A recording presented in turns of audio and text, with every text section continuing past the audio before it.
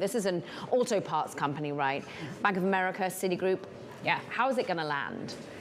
This is a tricky one. We're coming off of a few leverage buyout sales that did not do well. Citrix, Brightspeed. What's really interesting to note here is that they're only bringing about a little bit less than half of the entire debt package to market. It actually is $5.4 billion, but they're only bringing $2.4 billion to the market right now. And that shows that they're being cautious and they're trying to test investor demand for this type of risky debt amid a rally in credit markets overall. Is it working, though? I mean, what's the demand like and how much of a discount are they having to offer, at least on the portion that we know is floating around out there? The discounts are still really steep, Romaine. Yeah. We're talking 83 cents for the bond, 12% yield, 84 cents on the loan, which is significantly lower than the 91 cents we saw for Citrix. But the banks have two options right now. Yeah. They either hold on to the debt, which is amassing to 40 billion or so, or they try to sell it off in incremental periods and get some of that off their books. Is that seen actually then a sign of strength? If they can sell off, I know it's only increments, but if you're able to do it, is that a sign to the broader market that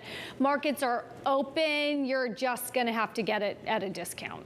I definitely think that this is a positive sign. We're going to have to watch this deal closely over the next few days to see ultimately where pricing comes in and ultimately what the overall demand for the sale was. I do think spreads are tighter, even more tighter than they've been all year. Yields are down and money's flowing back into the asset class. So that is helping to spur demand, and that is helping to draw other issuers like Ford, for example, to the junk bond market.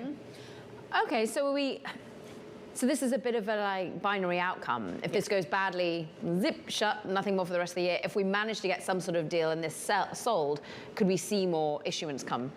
Yeah, I think that if this deal goes well, I think that would be a really good indicator to banks that when the market is rallying, they can come and they can offload some of this debt, even though it is risky because there's an increased demand for it. Well, but how much of this is sort of related to the company itself or the industry that it's in, right? I look at something like Tenneco, I think, okay, maybe there's more of a narrative there, I guess, longer term, if you're an investor that's going to be holding this, that you're not going to find maybe with Brightspeed, for example, or even with Citrix. Yeah, this is in the auto industry. You're just talking about Carvana. Yeah. You know, that is a cyclical sector. And so heading into a recession, investors are really not interested in holding debt in sectors that are prone to a recession. However, some investors have highlighted to me that this is the aftermarket auto part. This is aftermarket, which is a little bit more recession-proof. It does it does a little bit better. It's supposed to be, in theory, right? In theory, yes.